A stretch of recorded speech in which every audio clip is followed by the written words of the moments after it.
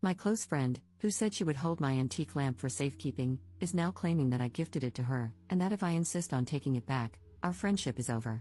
Posted by you/always_never_5555.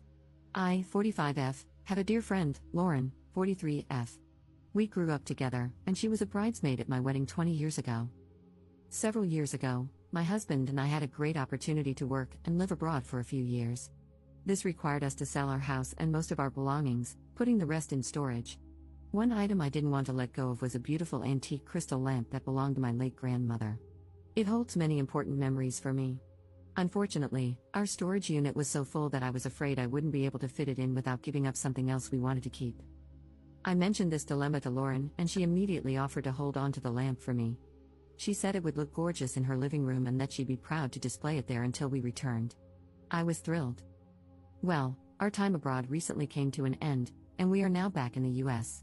We bought a new house, collected our belongings from storage, and are in the process of furnishing it.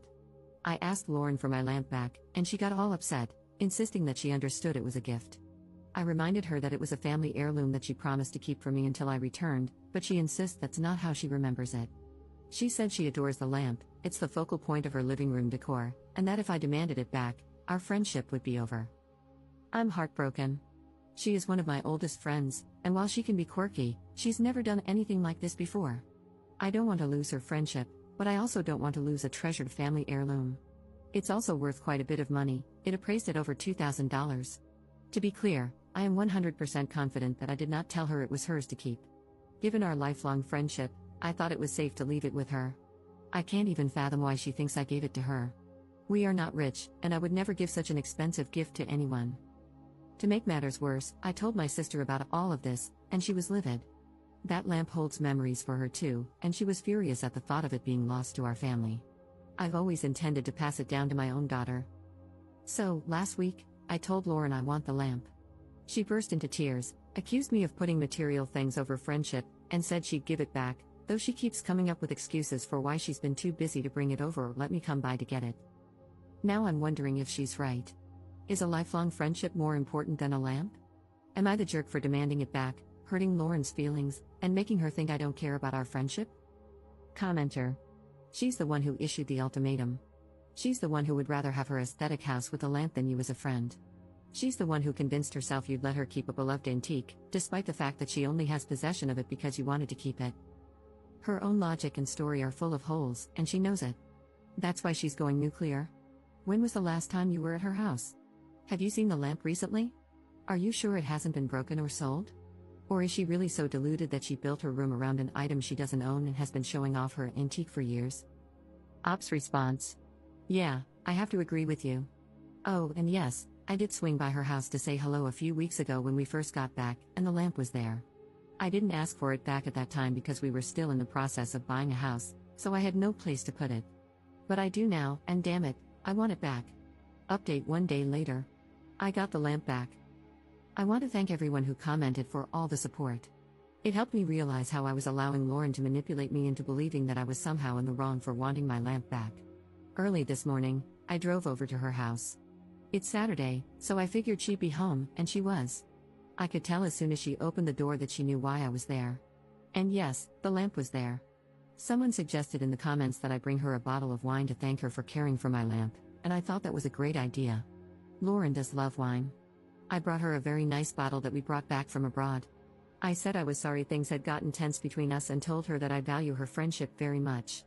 I handed her the bottle and told her it was a gift to say thank you for taking such good care of my grandma's lamp.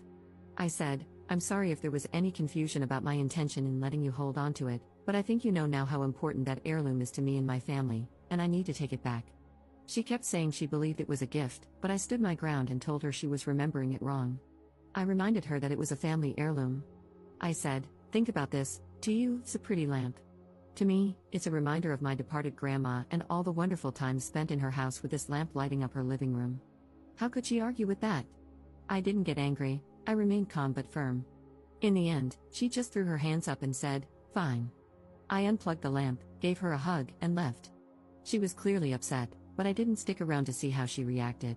I don't know what's going to happen with our friendship. I will say that I feel differently about her now, but if she's willing to move past this, so am I. Lifelong friends are hard to come by, and one dispute shouldn't end it. If we do move forward, I will know not to trust her with something like this again. But it's entirely possible I will never hear from her again. I don't plan on reaching out anytime soon. There were too many comments for me to address them all, but I want to answer a few questions. First, I wasn't going to get the police involved. This is a civil matter, not a criminal one. I know I had the option of small claims court, and I guess I would have gone that route if necessary.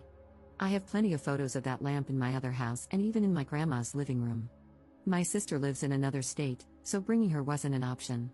My husband would have come with me, but I wanted to try to work this out between us. Yes, I should have gotten something in writing before we left, but it was a very chaotic time, and I just didn't think about anything except being grateful that I didn't have to figure out how to squeeze the lamp into storage.